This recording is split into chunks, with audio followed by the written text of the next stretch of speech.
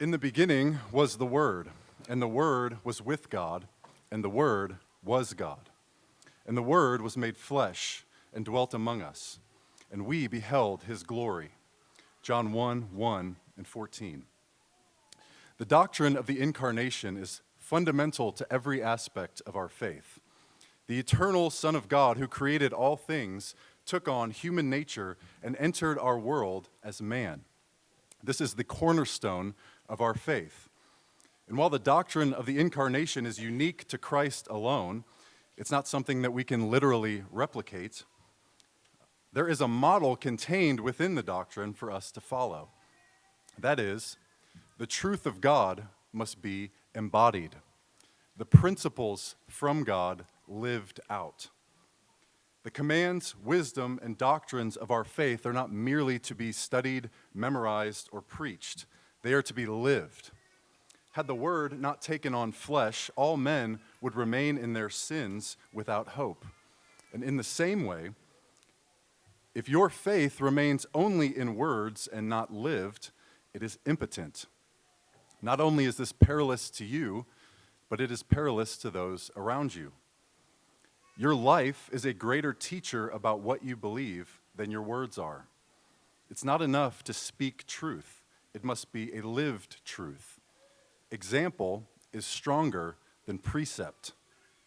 Your life will either verify or nullify your words. This is true with your coworkers, your neighbors, your spouse, and especially so with your children.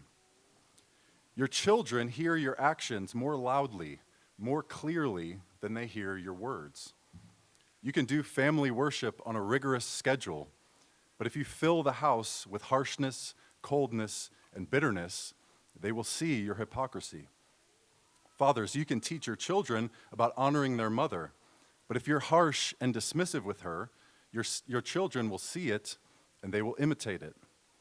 Mothers, you can teach your children to honor and revere God, but if you frequently undermine your husband's authority in the home, your children's concept of honor will be perverted. When you withhold forgiveness, when you're angry, grumpy, and complaining, you are denying with your actions the doctrine you teach. Your children will be marked more by the way you live than by the things you say. The Word must become flesh in your home, and when it does, when the truth is lived, your children will behold glory. They will see with their eyes the incarnate Word full of grace and truth. When you confess your sins, when you readily forgive, when you're filled with joy and gratitude, you are showing them the path of life. But if you harbor resentment, if you lash out in anger and refuse to make it right, they are learning from you the path of death.